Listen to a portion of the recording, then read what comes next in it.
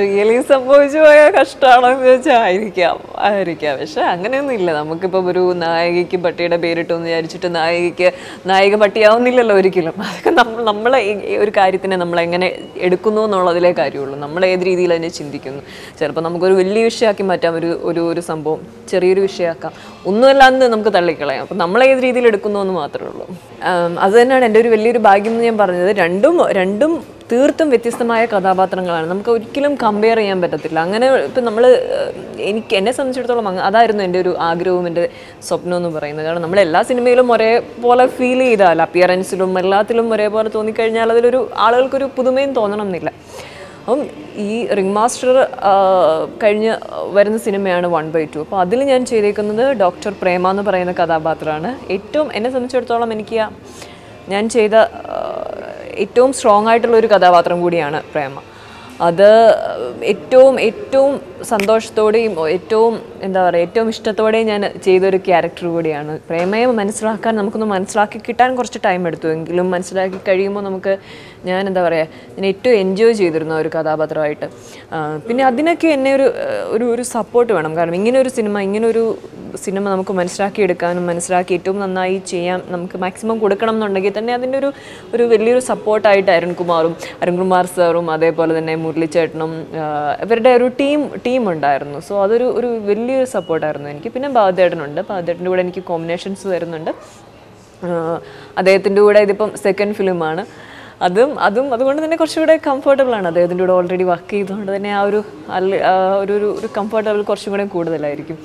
എന്തായാലും 1/2 എന്ന് പറഞ്ഞൊരു സിനിമ ഒരു മലയാള സിനിമയുടെ ഒരു ചരിത്രത്തിൽ ഒരു പുതുമയുള്ളൊരു സംഭവം തന്നെയായിരിക്കും എന്നുള്ളത് നോ ഡൗട്ട്. ഞാനിപ്പോൾ 2 സിനിമകൾ 2 തരം, നിങ്ങളിങ്ങനെ തരം തിരിക്കുന്നുണ്ടെങ്കിൽ 2 തരം സിനിമകൾ ഞാൻ ചെയ്ത് കഴിഞ്ഞു ഓൾറെഡി. ഞാൻ അങ്ങനെ ഒന്നും ചിന്തിക്കുന്നില്ല. ഞാൻ ചിന്തിക്കുന്നത് ഇത്രയേ ഉള്ളൂ, നല്ല സിനിമകളുടെ ഭാഗമാകുക. അതാണ് ഞാൻ ചെയ്തുകൊണ്ടിരിക്കുന്നത്. ഇപ്പം റിംഗ് മാസ്റ്ററും 1/2 എല്ലാം നല്ല സിനിമകളാണ്. നമുക്ക് പ്രേക്ഷകർക്ക് എൻജോയ് ചെയ്യാൻ പറ്റുന്ന, പ്രേക്ഷകർക്ക് ഇഷ്ടപ്പെടുന്ന നല്ല സിനിമകളാണ്. അതിൻ്റെ ഭാഗമാകാൻ കഴിയുക എന്നുള്ളതാണ് ഏറ്റവും വലിയ സന്തോഷം. അതെന്താ ദൈവാനുഗ്രഹം കൊണ്ട് എനിക്ക് നടക്കുന്നുണ്ട്. ചാൻസസ് കുറവാണ്. അതായത് ബോയ് ഫ്രണ്ട് കഴിഞ്ഞിട്ട് എനിക്ക് ഒത്തിരി അവസരങ്ങൾ വന്നിരുന്നില്ല. വന്നതിൽ നിന്നും സെലക്ട് ചെയ്ത് കുറച്ച് ചുരുക്കം സിനിമകൾ ചെയ്തു. അത് വിജയമായില്ല. അപ്പം അങ്ങനെയുള്ളത് കൊണ്ട് തന്നെ സിനിമയിലേക്ക് ഒത്തിരി കഥാപാത്രങ്ങൾ അവതരിപ്പിക്കാനുള്ള ഒരു അവസരം കുറവ് തന്നെ ആയിരുന്നു എനിക്ക്. അപ്പോൾ അത് കഴിഞ്ഞിട്ട് ട്രിവാൻഡ്രം ലോഡ്ജ് കഴിഞ്ഞിട്ടാണ് വ്യത്യസ്തമായ അവസരങ്ങൾ അല്ലെങ്കിൽ കഥാപാത്രങ്ങളൊക്കെ എന്നെ തേടി എത്തിയത്.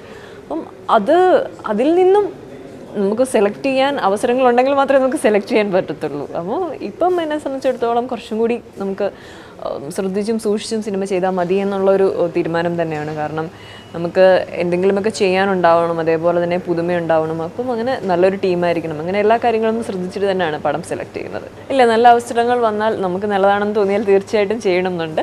എല്ലാ ലാംഗ്വേജിലും ചെയ്യണമെന്നുണ്ട്. ഞാനിപ്പോൾ ഓൾറെഡി തമിഴിലൊക്കെ ചെയ്തിട്ടുണ്ട് പടങ്ങൾ. പക്ഷെ നല്ല അവസരങ്ങൾ വരണം. ഒരിക്കലും ഇനി നമുക്ക് 100% കൊടുക്കാൻ പറ്റും, അത്രയും നമുക്ക് ചെയ്യാനുണ്ട് എന്നൊക്കെ തോന്നുന്നൊരു കഥാപാത്രം തന്നെ ആയിരിക്കണം ഇനി ഏത് ലാംഗ്വേജിൽ ചെയ്താലും. അതാണ് എന്നെ സംബന്ധിച്ചിടത്തോളം ഒരു പോസിറ്റീവായിട്ട് ഞാൻ പറയുന്നത്. കാരണം എനിക്ക് വന്നേക്കുന്ന കമൻസ് എല്ലാം നല്ല കമൻസാണ് വന്നേക്കുന്നത്.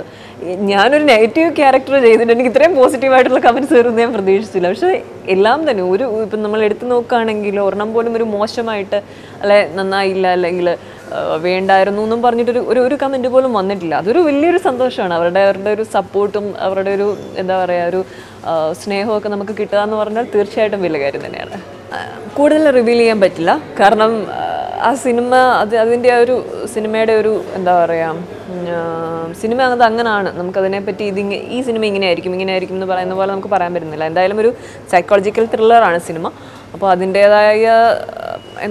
അതിൻ്റേതായ കുറച്ചൊരു ഷെയ്ഡ്സ് ഉള്ള ഒരു സിനിമയായിരിക്കും തീർച്ചയായിട്ടും. എന്തായാലും എൻ്റെ ക്യാരക്ടർ ഏറ്റവും മനോഹരമായ ഒന്നായിട്ട് എനിക്ക് ഫീൽ ചെയ്യുന്നു. അത് സിനിമ കണ്ടു കഴിയുമ്പോൾ നിങ്ങൾക്കും അതേ തോന്നൽ തന്നെ വരുന്നുണ്ട്, ഒരു വിശ്വാസം എനിക്കുണ്ട്.